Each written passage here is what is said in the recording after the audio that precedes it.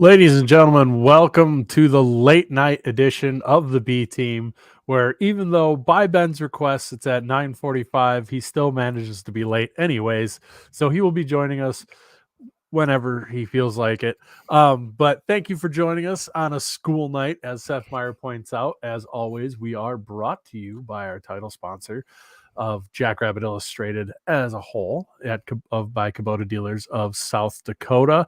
10 locations all over this great state with a couple just across the border. There is an orange dealer near you to get you into perfect equipment you need for your acreage, yard, or farmstead. They've got it all, whether you need skid steers, tractors, lawnmowers, the works. They've got everything for you. All the attachments you could ever need. Snowblow your yard this year, and AC and heated comfort with a cab and not have to brave the environments while that baby chucks snow 100 feet. It's a beautiful thing. Get yourself into a Kubota BX series. They are bad to the bone. They also have parts and sales and service, but I don't think you'll need service too often unless you're one of those guys who doesn't like to do your own oil changes, which is understandable, and it is super easy on them. But if you want them to do that, they'll take care of you there as well. So get on down to Kubota dealer near you. And then I believe the B Team, are brought to you by Cubbies. They are our shows. No, Culver's of Brookings and Watertown. It's late. It's fine. We're brought to you by Culver's. I am still owed Scoopy tokens by the man who's not here, much to everyone's dismay. They've got the best custard around. That's right. It's frozen custard, not ice cream. And that is why it's oh so good. Soft serve can suck it. Culver's custard is where it's at. And of course, their butter burgers are second to none. So stop into Culver's, get yourself some of the fries with that sweet, sweet beer cheese sauce to dip them in, and you will never want fries anywhere else ever again. Get to Brookings or Watertown and stop at Culver's, and your game day or on your trip there, or maybe just for lunch one day, stop into Brookings or Watertown Culver's. Welcome to Late Night with Ben, Brendan, and Chad. Ben's not present, so we get to ish talk him all we want, right? Oh God, we're just gonna talk poorly about Ben until he gets here. So the whole time. Yeah. Hot dog costume. Hot dog costume, man. I think that should be his punishment for being like, you guys want to go at 9:45? And then we're like, yeah, sure. He's like, that or I gotta do it on the road. And then he's like, oh, I'll get there at 9:45. So just start and then I'll jump in. Yeah. I think this is you know what? This is a contract breach, I think. I think so. I think he signed for a full show once a week, two times a week, and he's cutting out on part of this show. I think some of his pay that we talked about earlier in the group chat that Matt had to deal, I think that should come out of him instead. Deducted. Matt. Yeah, I just got off of probation. I don't feel I should have to be back on probation because of Ben's tomfoolery. Now, whether or not this time actually worked a lot better for me because my daughter played at Dakota Valley tonight is not important. That's not important to this conversation. So how'd the game go? I lost 3-1. They played, actually, that's probably one of the best games I've seen them play. Dakota Valley was a really talented team, so they really they stepped it up quite a bit watching them play there. So it was 1-1 for the majority of the game. So yeah, they did all right. Garrett's in there. They went down swinging. So speaking of talented teams, why don't we get into our talented team and our extra special run the rock stud Kirby Truck and Vorhees? How about Kirby that? Truck and Vorhees? Well, you know what was funny? I was listening to A-Team and they brought up the tweet where somebody said he was like the bastard child of Isaiah Davis and Zach Center. And I mean, and my thought was, and I saw the tweet, I think it was by Last Play on Twitter. Yeah, that might have been who it was. I think that was the account who put it out there. But my thought was, if say Zach Center and Isaiah Davis did have some bastard offspring that turned him into be a running back, he would be a monster, like a Halloween monster, like Vorhees. So It's not. That is perfect. It goes the whole way. Fully legitimate child, Brendan. We know who both the parents are. Fully legitimate. Yeah, that's true. Fair. Is that legitimate? Never mind. I'm not going to say what I was going to say. Just a monster, though, I'll and leave that alone. and having the name Vorhees is just that's so badass to go with it. It's so cool. So he was. Alec, I mean, he was shedding blockers like high school film. Like that was just nuts. bouncing off of them. It was like sick. Well, and we've seen, the Mike Allstott comparison thrown around. Yep. But lesser known big bowling ball white running back that gets forgotten all the time. How about some Peyton Hillis vibes there? Yeah, Peyton Hillis. That's a good comp. Yeah. Throw some Peyton of that Hillis out there. a little bigger, You know but what? Kirby Vorhees is a second year. You know so what? He's got some time to develop. Here's the best comparison that I can think of, going through my mental image of the clips watching NFL Crunch Time film that my dad used to make me watch every season since I was like 10 before football season. Larry Zonka. Oh my gosh, yeah. Because he's not Mike Allstott's size. He's not right fullback size. So but again, Zonka, he's young still. He's got time to put some muscle on that frame. But for now, he's got that Larry Zonka to him, which Kirby, has a Jackrabbit connection. That's Jim true. Langer blocked for him. Right. Kirby, if you listen to this podcast, which we all know faithfully, right? I want to see the neck roll. I mean, we need another guy on our team with a neck roll. Let's go. That or he's got to grow the Larry Zonka mustache. That would be all right too. Yeah. That would be legit. That'd be incredible.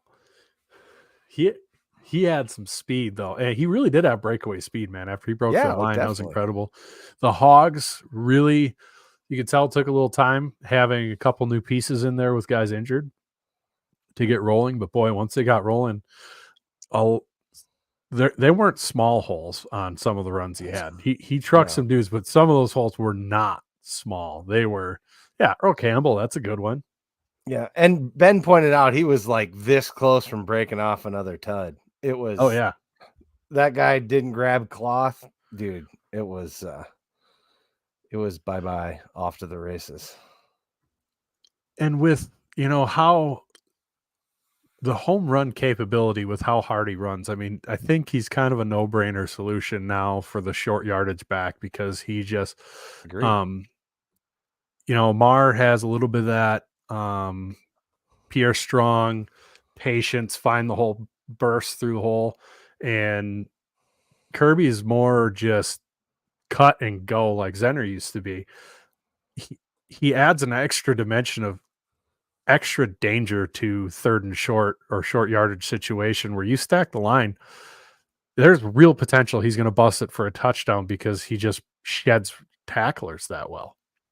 And if you have everybody up at the line, he breaks through, he's gone. And that's he a wild. redshirt freshman?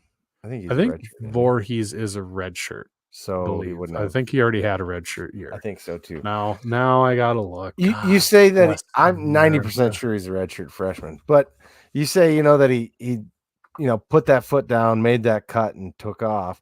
But what I noticed that I really appreciated what he was doing is he was really following his blocks well, and he waited until he shed those blocks to take off. Oh, look at Mr. Look at who it is. Salmon? Is that a salmon shirt? That is salmon? Pink salmon, whatever you want to call it. Salmon. That's cool. How we doing? Just like your time shown. He's a redshirt freshman. I just verified. I mean, I was 90% sure. What we talk about so far? Kirby Voice. Mostly about how late you were after having us move this back. Hey, let's put you in the right spot here. That was a solid 50% of our conversation. That's fun. Have we started talking about the game yet? Yeah. We talked about Kirby trucking Vorhees here. And then, how fun was that? Beast. It's been just a monster.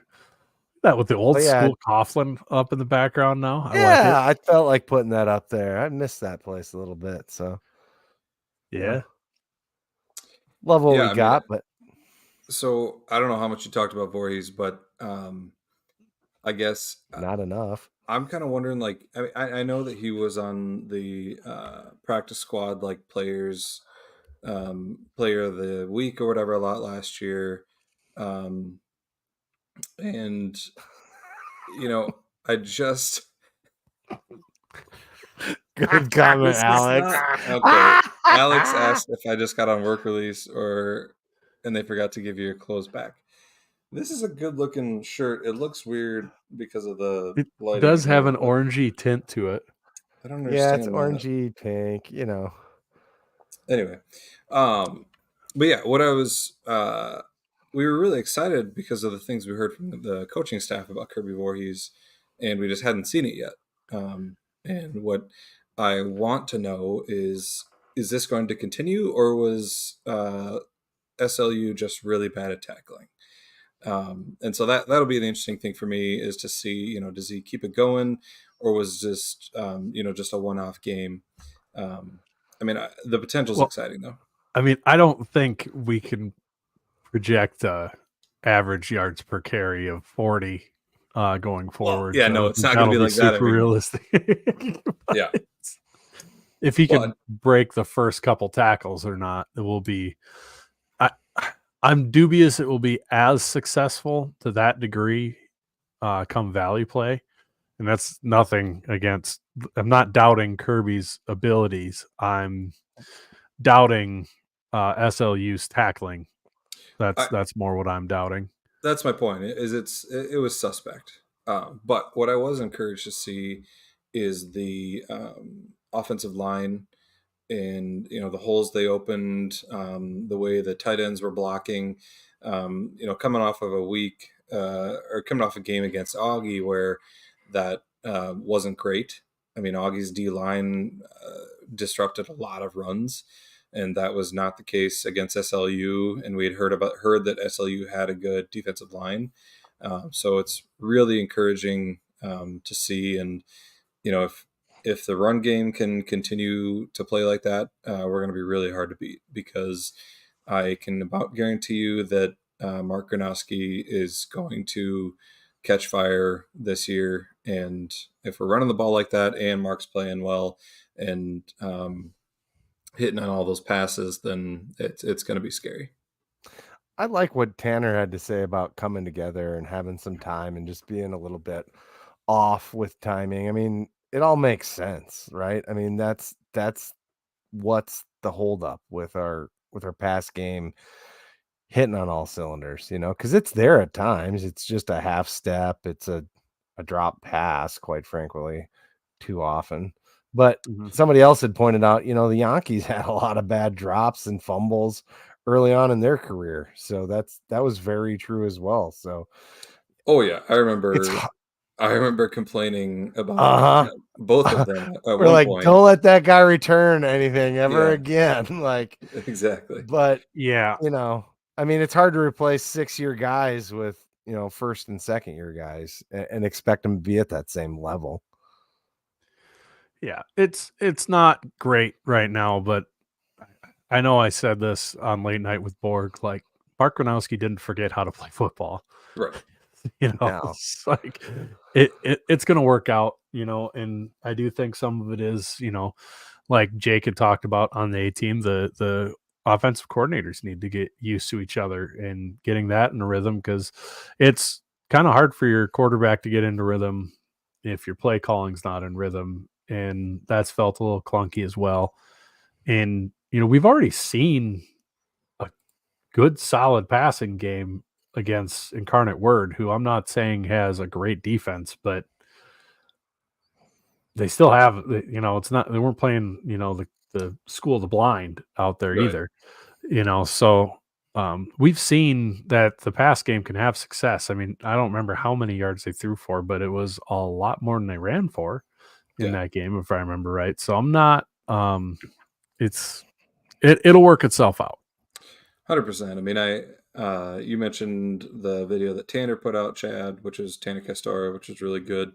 Provided a lot of perspective. Kind of, okay, let's take a step back and realize, the changes that the passing game has gone through, and the coaching changes and everything. And Jake on the A team did a really good job of talking about that as well. So I've been encouraged by the perspective that has been given, because there have been people that have been just kind of going a little crazy with some of the takes they have. And part of that, like, when you're a championship program, you're going to have high expectations, and that's a hallmark of a championship program, is having high expectations. But it's how you go about it. And it's okay to have them, and it's okay to talk about them and things you need to improve. But we also, we just have to trust the coaching staff. They've proven time and time again that they know what they're doing. Trust in the players that they want to improve just as much as we want them to improve. And so I think, just to the SDSU fan base as a whole, just have that perspective and kind of take a deep breath before you send a post, because some of the posts that are out there are a little crazy, and we don't want to be like the fans up north of us, that when they were amidst their championship run, they'd have a small things go wrong, and you'd go to their blog and it was just a nightmare. And it was like, it was a running joke about, let's go see what's going on, and that going on up there. And I don't know. I don't want our fans to be like that. Do what we do. Get a group chat of your buddies, and then you just vent it off in there. Yeah. Say whatever craziness pops into your head, and then everyone pretends that nobody ever said it, and then you walk on from there, and just don't let anybody leak it. Especially mid game, you say crazy things, and then you take a step back, and you're like, oh, okay, it's not that bad. And you always got to have the one guy that's pulling y'all down, like back to earth. Like, if you get too far out, it's usually not me, but sometimes. Yeah. I might have. Yeah. I was say, Daniel says here on Jimmy's radio show, he's now worried about the passing game as it'll come around, and this season's is eerily similar to 2022 so far. I couldn't agree more. It's very, very similar to 2022. And as we talked about, I think last week or the week before, we're going to have close games. And this wasn't a close game, but we will in Valley season, and it's to be expected. And there are other good teams out there, and this team just isn't quite polished yet, but it'll get there. The yards through the air for the Incarnate Word game was 141, if anyone was still wondering. And I understand we were frustrated. Part of this is frustration, I think, for some people that boiled over from the Augie game and just hoping for big numbers. I think that's part of it. But we haven't scored less than 20 points all year. It's gonna be okay. We'll be fine.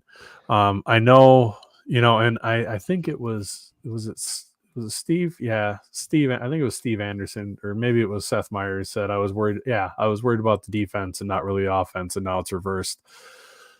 Like, well, that's kind of the thing. Like, it'll even out, And if you look at it, we've had a game where we had 4 passing touchdowns already. We've had a game now with 5 rushing touchdowns. Some of it is the coaches are going to go with what's working really well.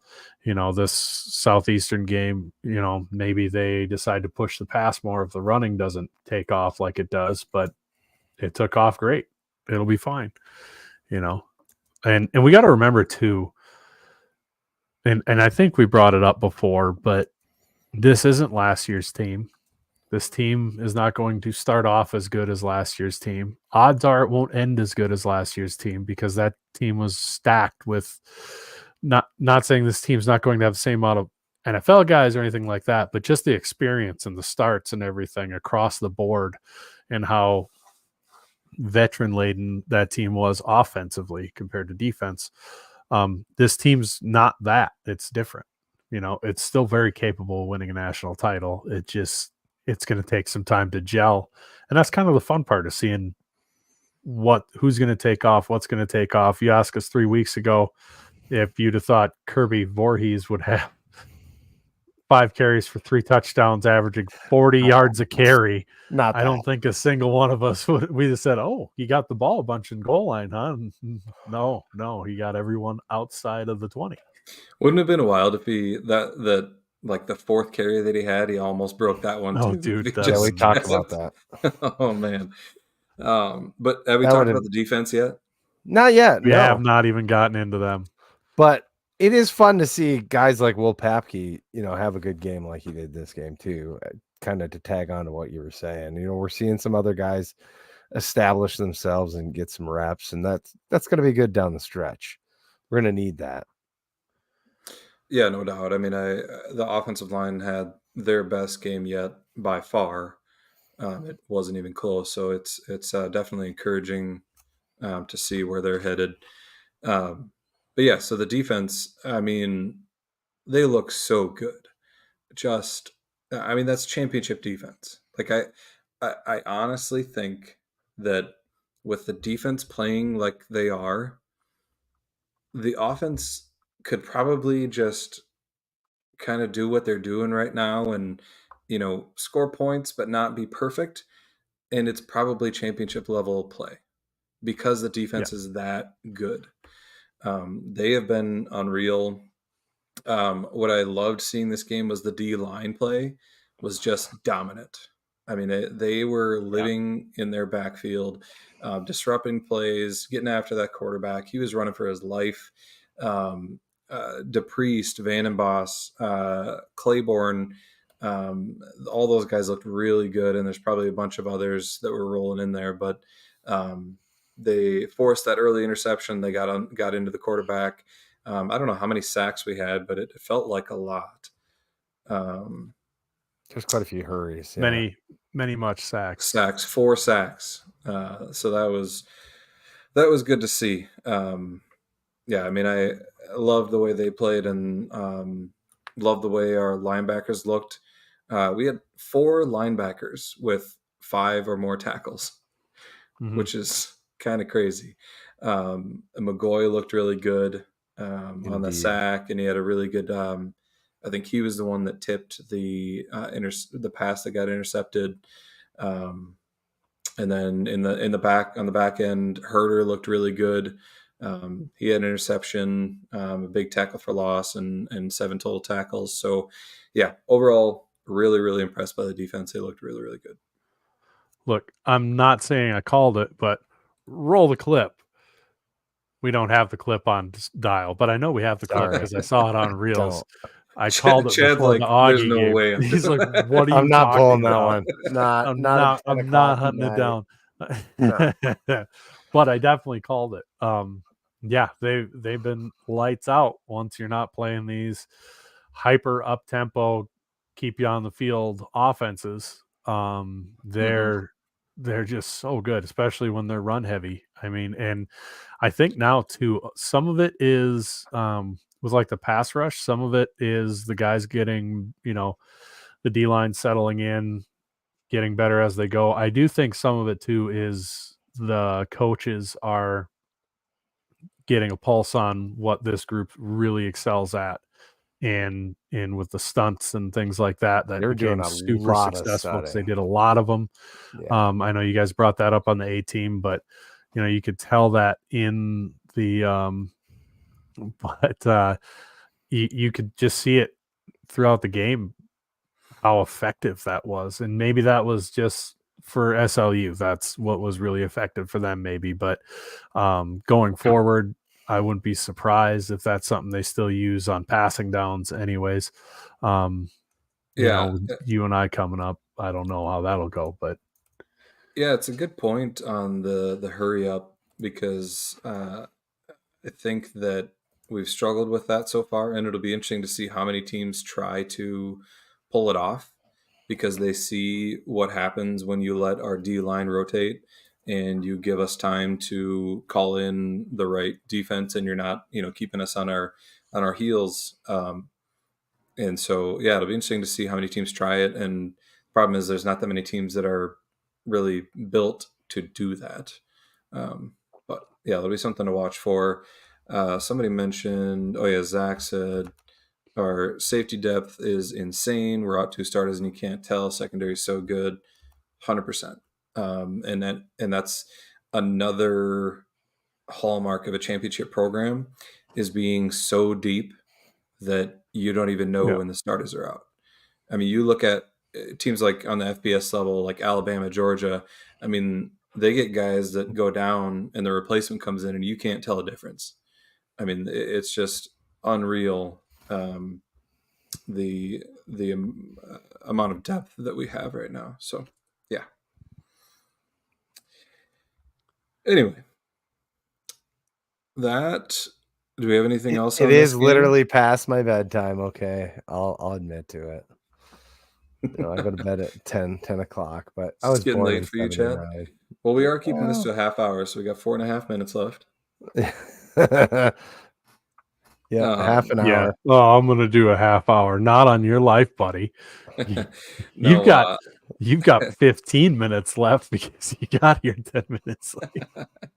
All right, fine. I do. So that's the defense. Special teams also obviously really good. Beanham looks dangerous as hell back there, which is awesome for him. Awesome for this team, and I think huge for his NFL prospects in the future. If he can be a really, really dangerous return man, that's how guys make rosters. And, he's a good enough cornerback that he'll have a chance in the NFL. But if he's also got that on his resume, that's huge. Well, and what's wild is if you think about it, like remember how stoked we were with how dangerous Tucker Large was at punt returner? And like he was first person we had return one to the house in forever. And Dallas steps in for him and houses one right away. To have two guys on your roster that are capable of that is wild. And that is so awesome. And like you said, it's huge for his pro prospects. Hopefully people start throwing his way a little more so he can catch Charlie's record. For sure. Yeah. And I mean, I think we've got three returners that are weapons. We've got Large, Beanham, and Prejean.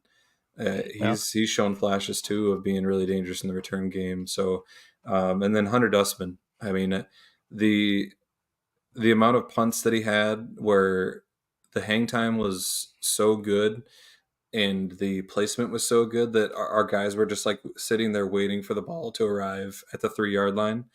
That had to be super.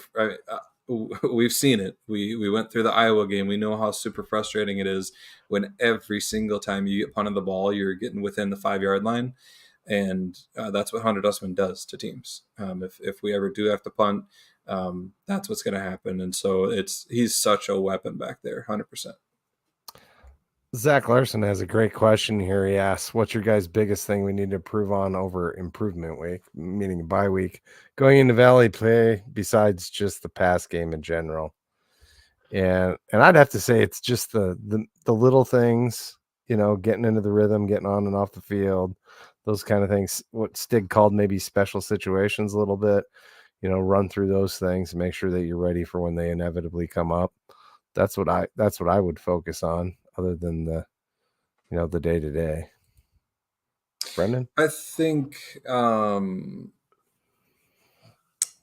and it's tough to do in a bye week, but maybe they'll have time to reflect. But I think the play calling, finding their rhythm, it's hard to tell if it's been based on the lack of success that the passing game has had, how that has affected the play calling rhythm. But it seemed disjointed at times. And, hopefully I think that's something that the coaches will obviously be looking at is, how has it gone so far? What should we change? So that's something that I see to improve is just maybe the rhythm of the play calling, just to make it a little more smooth that way. Yeah, I think it'd just be overall gelling as units out there, including the coaching, because for all the chagrin about the pass game, we did pass for 2 passing touchdowns, 264 yards against Oklahoma State, and 285 yards, I think. Hold on. 285 yards and 4 touchdowns against Incarnate Word. So the passing game has been scuffling the last 2 games, but it's not like it's been not existent the whole season so far. So I do want to point that out. But I would say,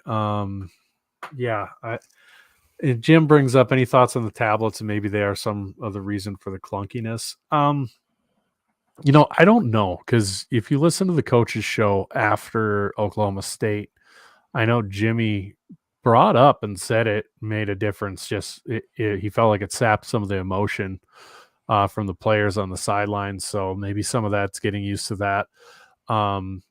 I think from the play calling side of things, though, I do think it's might be more both both OCs getting used to each other. And Coach Freund, this is his first year with all these guys. I think he's feeling out who's good at what. Where's this guy going to fit? How can I run this to make this work? And he's still kind of maybe feeling that out a little bit because it's his first season with everybody. It's not like when Lujan came up to be OC where he'd been around the program and in the program for his entire career. So he knew every player, recruited every player, worked with every player, knew everybody's strengths going in. Coach Freund came in here in the spring and has just had this fall, really, the spring and fall to kind of get used to it. So I think that might be a little bit, and, I'm sure they're going to break that stuff down, but that, and, I think the O-line gelling, because you got to gel on your pass protection as much as you have to gel with your run protection with your calls and working off each other and everything. So I think the run blocking is coming together really well. The pass blocking could still use some work. So I think some of that working together would be what I'd work on too. As a former O lineman, wouldn't you say that pass blocking is actually lots tougher than run blocking? I always felt like it was. I think it depends on the guy. Okay. I think some people are naturally a little bit, it's a little bit easier than others. I think that's probably the biggest jump going from college or from high school to college is the pass pro, because those guys are so much better at the pass rush. But yeah, I don't know. It can be, especially if you have a hard time with having good feet, underneath you and everything. But there's definitely some gelling that goes on if you're zone side and versus man side, or what pass calls getting called out. So I think there's some work that they need to do there on the O-line. Can't hear you, Ben. Ben, you're on mute. Ben, you're still quiet. Wanted to address a few comments here. Hey, welcome to the chat. Hey, it's a lot easier to address them when the mic's on. Darren asked, could we be holding back a little on our play calling before Valley play? I don't know about that, but I have been encouraged they've been setting up some potential wrinkles, and they're definitely putting a lot on film for other teams to have to prepare for.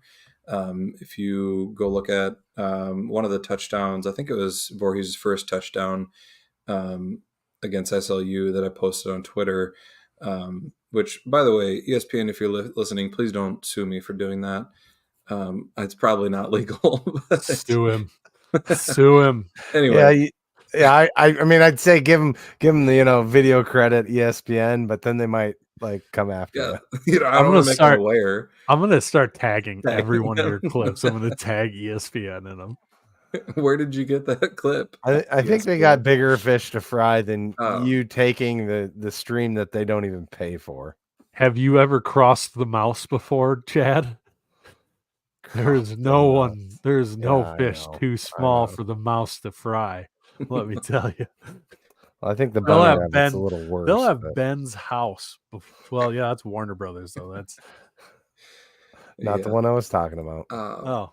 Anyway, back to the play that I posted. There was we handed it off to Vorhees, but we faked an end around to Chase Mason, and that will happen at some point, and it's probably going to go for a huge play, especially if we're hitting on those run plays, and then we hit him with the end around with a guy in Chase Mason who they're probably not that worried about as a receiving threat, and when he lines up a wide receiver. So that could be fun. The other one, what they're talking about was that we were talking about our D linemen. Switching. When they substitute, when the offense substitutes, they have to give us the chance to substitute. And Jimmy, I've seen him do it every time. He watches them substitute and he looks at the play clock and he goes, "Oh, hold on. Okay, now go in and take your time." And he kind of gets them to take a time out there, and that's gamesmanship, and I love it. It's using the rule that the way it's written, and he does a really good job of it. I think Alex, who's our resident referee, said that you could be penalized for it if it's deemed that you're abusing it, but I think it's on the offense too to not substitute so late that they get themselves in that situation. So yeah, I hate having Alex be an official in our group. Yeah, right. We can't complain about anything because he's always like, "Well, actually, this is how the rule he is." is just actually guy. Yeah, actually. According to Rule 1537.b, subsection A.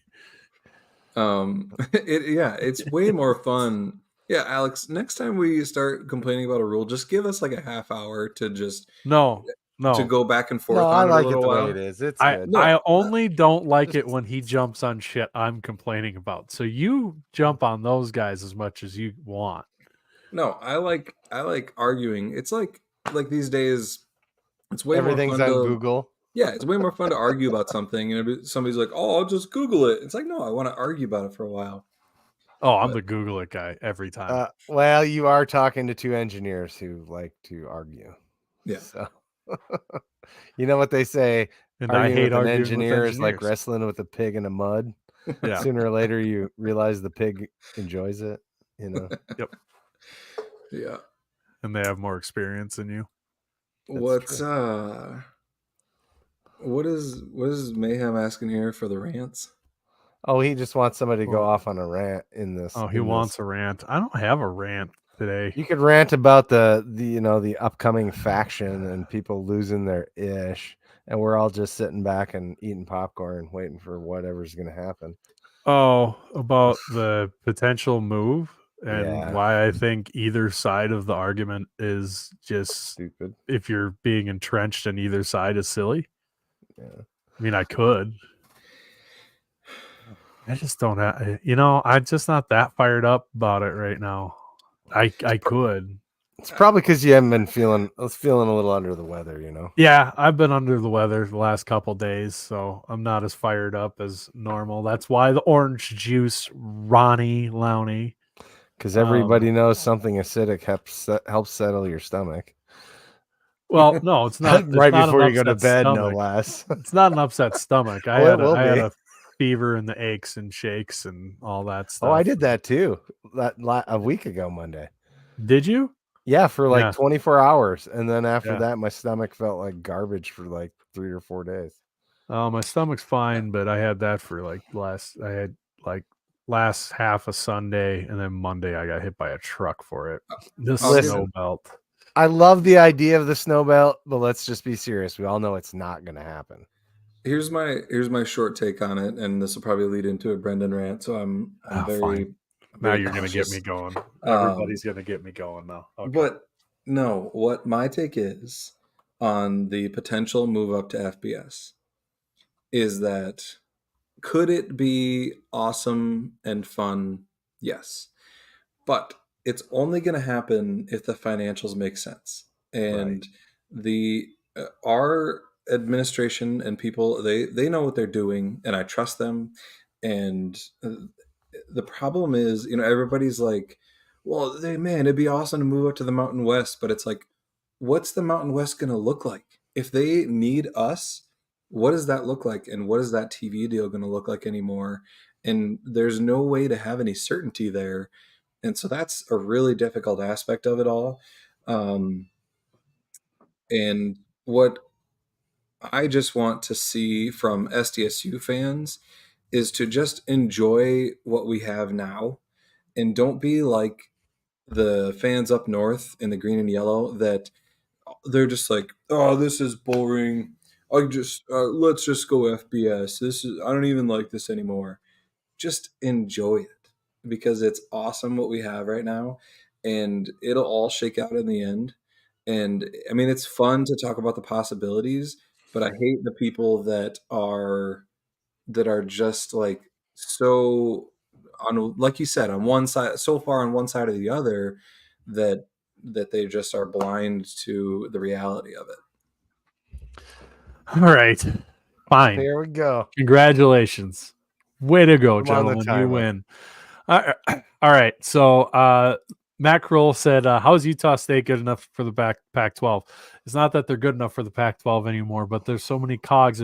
That's like starting with how is Utah State good enough for the Pac-12 is like trying to teach someone collegiate level calculus who's never learned middle school algebra. Like you've got to go way back to the basic block to start over. Like everything's falling apart and the Pac-12 is trying to rebuild. This has caused all these different ripples that have affected everything and everything. And we got Kevin on here. I'm sure he's a couple SoCos deep being back home in Charleston, so he's going to get all wound up, but that's okay. Here's the deal with moving up. What drives me nuts is anybody who's firmly entrenched on either side of it of, well, we don't have the money for that. Well, I don't know that. Do you know that? I mean, there's a reason I put out, I'm not super for moving to the FBS, but if it happens, then I'm trusting that Justin Sell and Barry Dunn are doing it because they believe that either a split's imminent and we need to be a part of that to do that, or they believe financially it's going to work out as a benefit for the university. Because one of the things that would make a huge difference is we would be leaving behind the University of South Dakota. And those guys, that would be a huge difference in enrollment if you leave them behind and we're an FBS school. I wasn't going to say anything inappropriate, probably. You went the hard way though. Like he did. I there didn't are two versions, and you went. I went the not nice way. I thought he was going with sex. None of what I'm saying is coherent right now, so I'm going to start over. Either I don't want to lose the FCS in the playoffs. I don't want to. God damn it! I don't want to lose that. That is my favorite thing on the planet. Like I am considering taking off that weekend to watch the first round of the playoffs after Thanksgiving and like completely taking myself off call for work just so I could sit and drink and watch first round playoff games. That is my March Madness. I love it like nothing else. However, that being said, if you are South Dakota State or North Dakota State, the opportunity to move up, this is it. This is the one. And there is the possibility that, and this will surprise people, that Barry Dunn and Justin Sell know more than you and have been talking to other athletic directors and have been getting the vibe that if a split happens, that the G5 schools would not let any FCS schools move up to be a part of that because they want to be greedy and safeguard that money. So if this is your chance, then you take it. And if that is the case and this move happens, Barry Dunn and Justin Sell would probably have laid everything.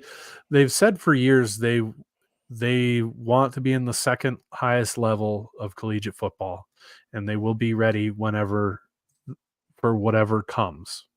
Has basically been the company line that they've said for the last decade, half decade, whatever it is they will be ready for whatever comes. So if that's the case, then you still need the invite.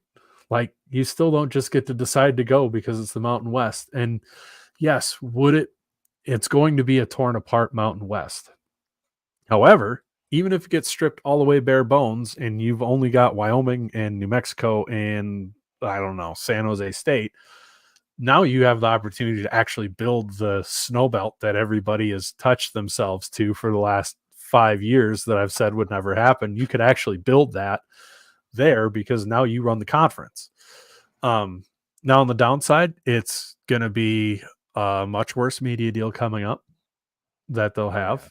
You'll have to rebuild that conference up and then hope for another. And you'd probably want a shorter term media deal so you can build the conference up and then get a better one in the future. You're traveling time zones, the travel's further and all that stuff. But the moral of the story is the reason I'm sitting back and I'm not wound up about it is either if I had to pick a group of individuals in South Dakota State's athletics history to guide us through this sort of transition, I would want Justin Sell as the athletic director. I'd want Barry Dunn as the president, and I would want Jimmy Rogers as the head coach with Coach Stig still around to be his mentor, with Hendo as the basketball coach and AJ as the women's basketball coach. And you'd probably want someone like Coach Gregolis, who's got the volleyball program on the upswing. Because the other thing people forget is realistically in the Summit League, we are capped out at what you can be in the Summit League. Oral Roberts proved one thing. You need to get a lucky run with a lucky class to get anything outside of winning the conference tournament. We have won the conference 10 years, I think 9 or 10 years, 9 of the last 10 years in the Summit League. We've won it on the men's side. The women's team has gone to the Sweet 16. How much better is that going to get? If you think beyond just the Summit League tournament for 5 seconds, which I know for some people is hard, but if you think beyond that, the Summit League is, first off, it's crap. It's a garbage transient conference. That's the reality. Outside of the last 2 years, it has had a team leave or join every year since South Dakota State's joined, or damn close to it. It is shocking. I didn't believe it at first when it was brought up. It was rubbed in my face by a Mountain West fan, or not a Mountain West fan, a Missouri Valley fan, but it's true. That's a crazy stat. South Dakota, the Summit League has had to have a waiver for exemption the majority of its existence since it switched from being the gateway, which is nuts. That is not a stable conference. That is not a conference you build. It is used as a springboard by every other school that joins it to find somewhere better. That's the reality of it. We all know damn well. Gateway. That's why they called it the gateway and switched it. We all know for sure St. Thomas, once they have their Division I chops, will be in the Valley. They're gone the second the Valley knocks. Omaha has openly courted the Missouri Valley Conference. UNO had Valley reps there scouting them the go around where the Valley took Murray State. So did UMKC, I believe. If Gonzaga leaves the WAC, Denver is going to be beating the WCC's door down. It is not a good place to be. The Summit's just not. It's not a good conference. The majority of the men's basketball teams in the Summit League had an RPI in the 200s. The Mountain West had one team over 150, I think. So if you take all of their best teams out, it's still a way better conference Olympic sports wise, where you have room to grow. And it still was a multi-bid league. And unless you lose every team from there, it'll still be close. It'll be a hell of a lot better than the Summit. So there is that to take into account as well. God, you did it. Congratulations. You got me to go. This rant brought to you by I didn't want to do it. Grill of Brookings, the best place to watch the away games and other FCS games when we're on a bye. Cubby Sports Bar, Brookings, downtown. I didn't think we were going to get a rant on the Summit League, but I enjoyed it.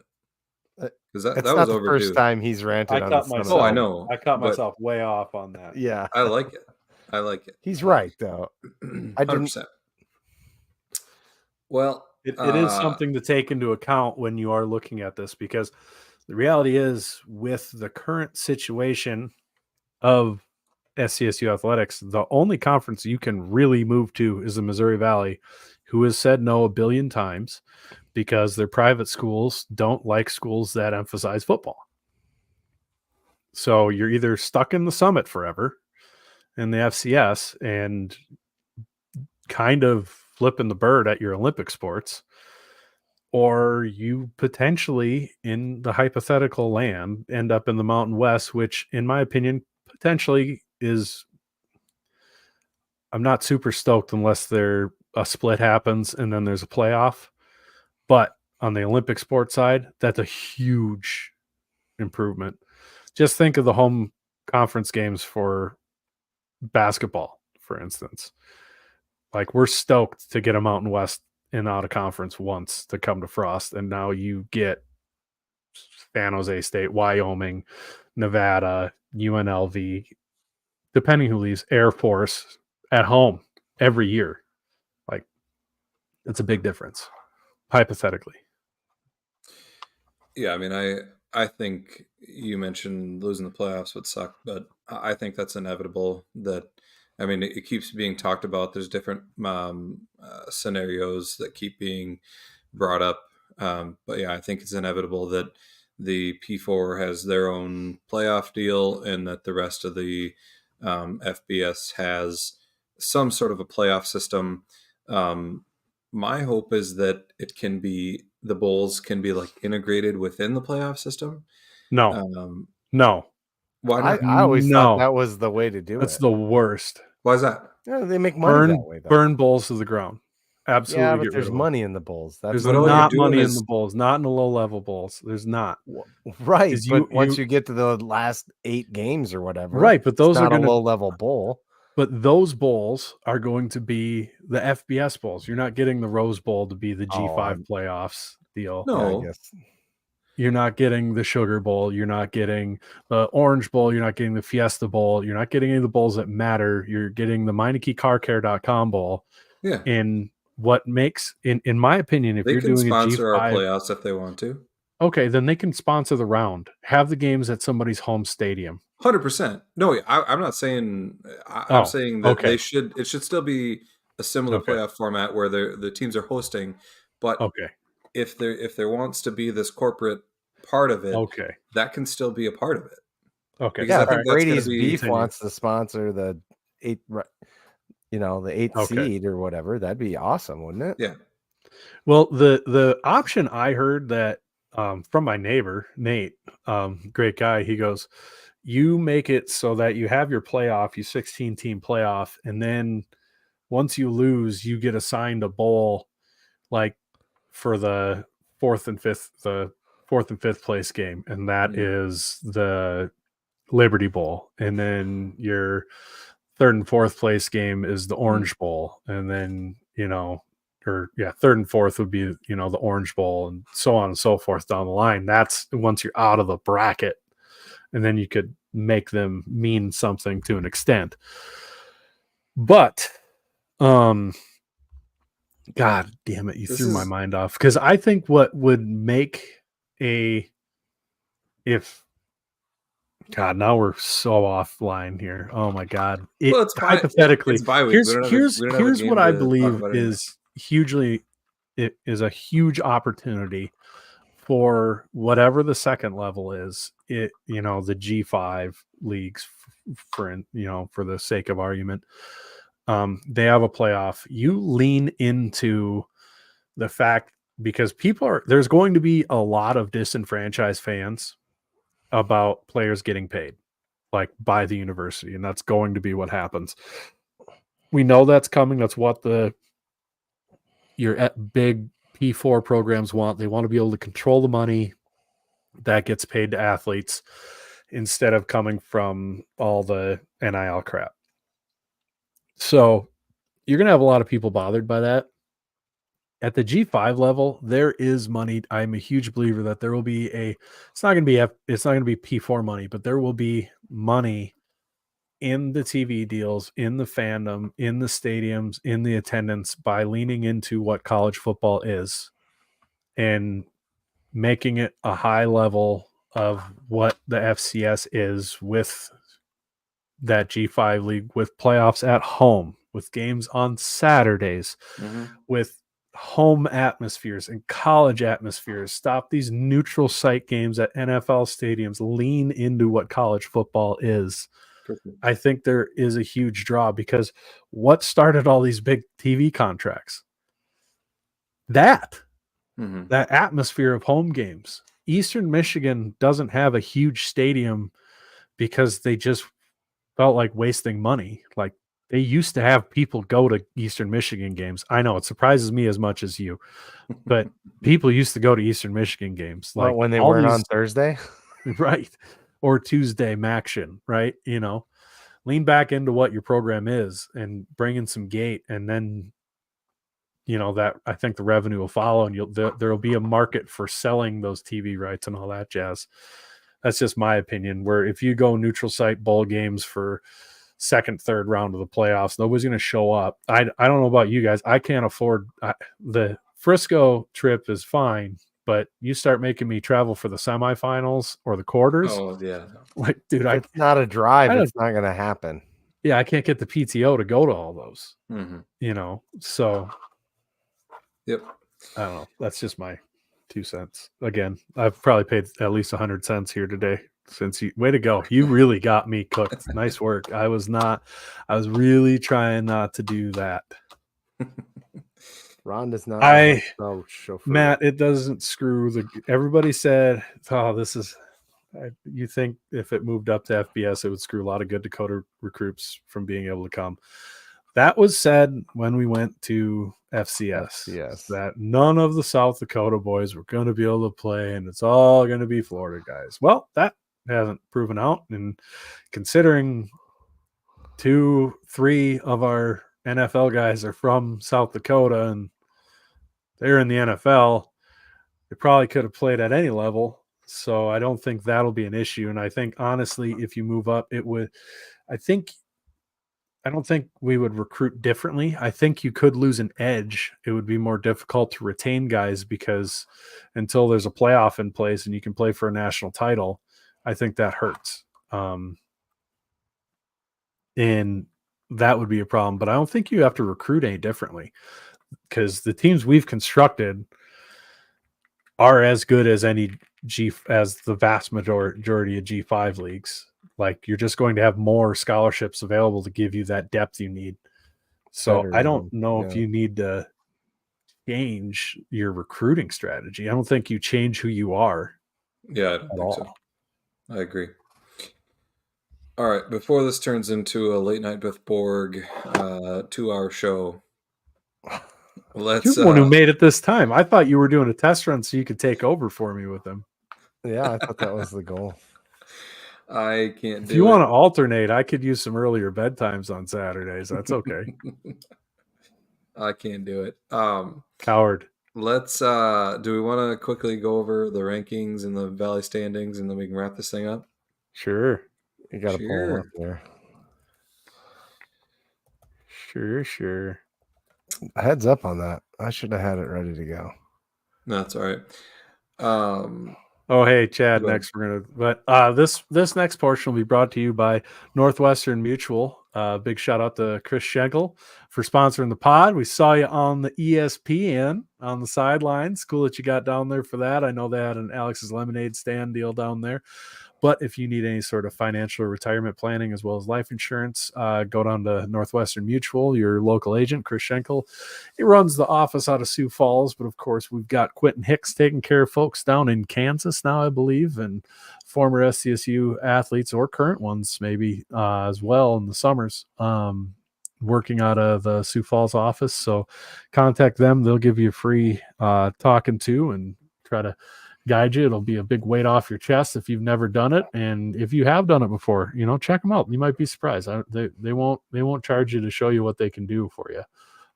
So give those guys a shout. They'd be happy to give you a good rundown of what they're able to do for you. I am certain that we'll do a great job for you. Northwestern Mutual, they're an awesome company. They're doing great things with Alex's Lemonade stand. Speaking of which, I haven't checked the updated standings of what Mark's at. But we are still doing the lemon head challenge like we did last year. Just tag Go Jacks in your post with the lemon on your head if you're doing the lemon head challenge to make sure it goes to mark. Perfect. With that, we'll quickly go through the Missouri Valley standings now that we're done with out-of-conference play and we're heading to conference play, which is exciting. We've got Illinois State, UND, NDSU, and SDSU all sitting at 3-1. Then you've got Southern Illinois, Missouri State, and Northern Iowa all at 2-2. USD sitting at 2-1 because they're missing the state game. And then Indiana State, Murray State at 1-2, and Youngstown State at 1-3. That's where we sit in the Valley at this point. I think the A team did a really good job of talking about where the Valley's at right now and what we kind of might expect to see next or for the rest of the season. So if you want some of that, go check out the A team podcast. That was a really good conversation they had towards the back end of their podcast. But it will be interesting to see which teams are for real, which teams, just had a week out of conference schedule and are just sitting at the top. Somebody like Illinois State, like how many injuries can they sustain before they hit Valley play and they just can't keep up. Alex says he's got by the numbers coming out Thursday, which will be good for looking at where the Valley's at. Another team, Southern Illinois is like where are they going to go without their quarterback? Is UND the real deal? Is USD the real deal? Does NDSU have defense problems? I don't know. Lots of fun questions in the Valley that it'll be interesting to see how it plays out. With any comments in the Valley before I go to the national standings? No, I just want to give Ron Lowney a second chance at spelling chauffeur. I told you he couldn't. Chauffeur. Chauffeur. The chauffeur that parks the car, yeah. You're typing that one out like you're from up north there, buddy. You're from chauffeur. Montana. You're not supposed to It's talk the like chauffeur. that. Hey, man, it's my chauffeur. All right. Anyway, moving on to the national standings, we've got SDSU sitting at number 1, NDSU, and then Montana State, Idaho, and USD rounding out the top 5. As far as other Valley teams, we've got UND at number 9. We've got... Still haven't played on the road. Yeah, they still got to prove they can do it away from their... Leave the airplane hangar, you cowards. The convention center. I'm going to need to scroll there, Chad. Yeah. Hey, you got it. Yeah. Can't have the mouse on both screens at the same time. Southern Illinois at 17, Illinois State at 18, and that probably rounds out... Or mouse? I said mouse. Okay. I thought you rounds said out mouth. the Valley teams in the top 25. Maybe my lips stuck together and I said mouth. If you're interested in the Valley games that are going on this week, tune in to Scare Money Don't Make Money on Thursday night at 8:30. As always, I will be doing that from this hotel room as well. And we'll preview all the Missouri Valley games from this week and talk about how poorly the picks went last week. Maybe you won't sabotage my picks this week, Ben. Hey, maybe I need to start hailing you because that did not go well for me. Good. That's what you deserve. I'm almost under 500 now because of you. Yeah. Anyway, do we have anything else before we take off here? Notable games? No. Well, actually, Sam Herder, if Matt Krul, if you don't have Twitter, he's also on Facebook. Look up Sam Herder. He actually has an article every week. It's my go-to. Notable. Yep, mine too. On Hero Sports. Or if you pronounce it the French way, it's Hero Sports. It's a soft H.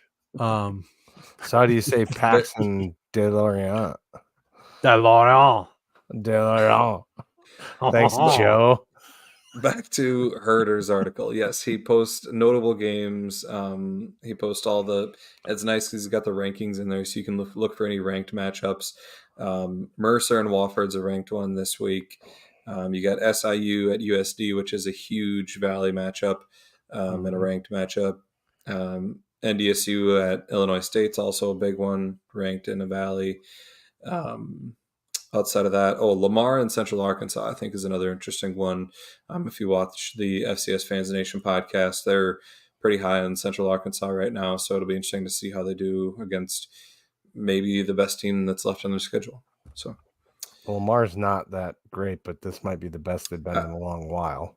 Yeah, well, and then Central Arkansas just doesn't have much on their schedule for challenges after this. I mean, they have ACU the following week, but yeah. Yeah, but his week 5 notable games, it's basically every game. He has all the games and he has the times right next to him, what network they're on and everything. So friend of the pod, Sam Herder, who's been on here before. Maybe we'll have him on again this year. We should at some point.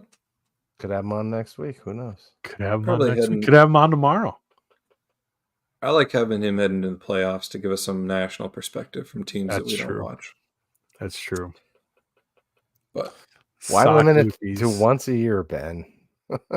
Well, he does weekly bits with everybody else. We don't. He does weekly bits with some trash radio station in Fargo.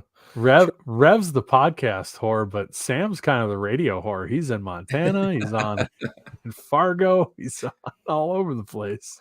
Gee, I thought that was Kevin. He's on out in Rapid too. He goes on out in Rapid. I know that. He's been on with Nate Brown before out there. Mm-hmm. Yeah. What's that? We can schedule him for a really ridiculous time. Yeah, where's Jim when you need him? Thanks everybody for showing up. Probably. Like, share, subscribe, do all the things. There he is. As always, as we say, as Jim Poppin says, go big, go blue,